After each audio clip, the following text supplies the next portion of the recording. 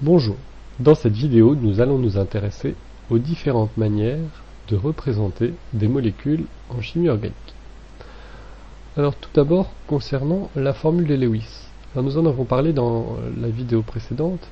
La formule de Lewis consiste à représenter tous les doublés liants et non liants.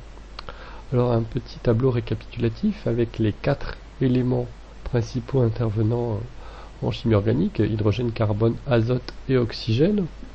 Donc je rappelle que pour trouver ces doublés liants et non liants, nous avons besoin de la structure électronique des différents éléments.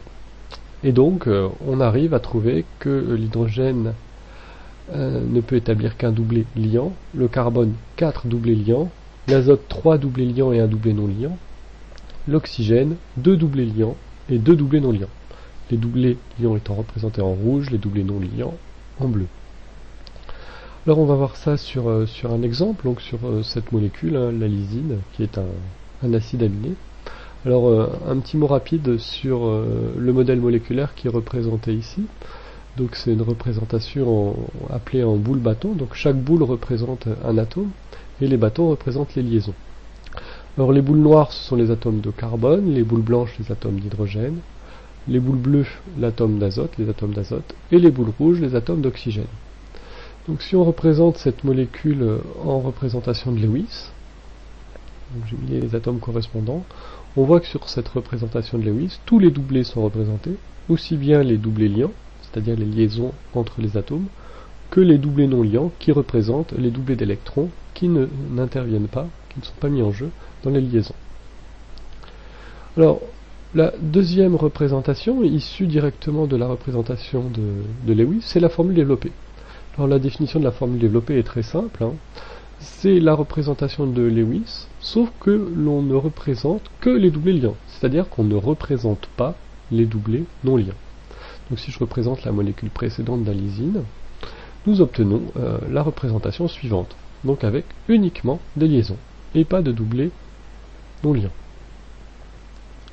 Le modèle suivant, la formule semi-développée, donc c'est encore un modèle simplifié, toujours issu de la formule de Lewis. Alors dans la formule semi-développée, on ne représente que les doublés liants, et on ne représente plus les liaisons CH. Alors pourquoi? Parce que dans les grosses molécules, il y a beaucoup d'atomes d'hydrogène, et donc c'est beaucoup plus simple de ne pas les représenter.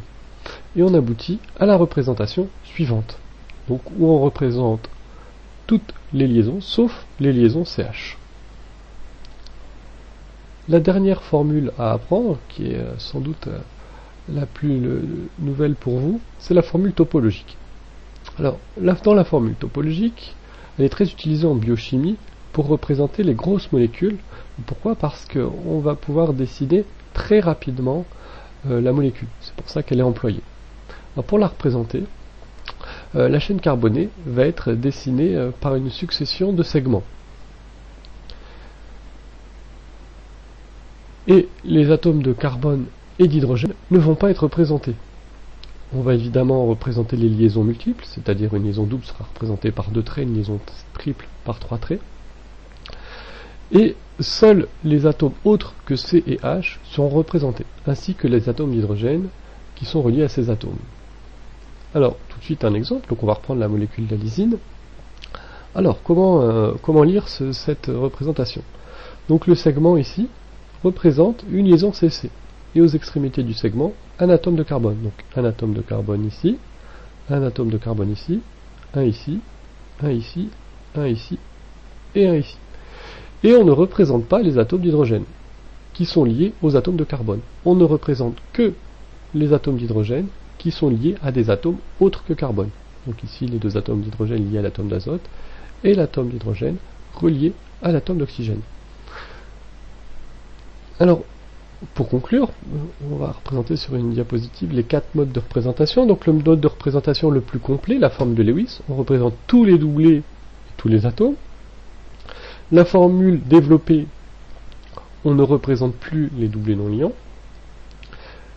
La formule semi-développée, on ne représente plus les liaisons CH. Et la formule topologique, la plus simple, on représente ne représente plus les atomes d'hydrogène, ni les atomes de carbone, et les liaisons CC sont représentées par des segments. Voilà, c'est tout pour cette vidéo.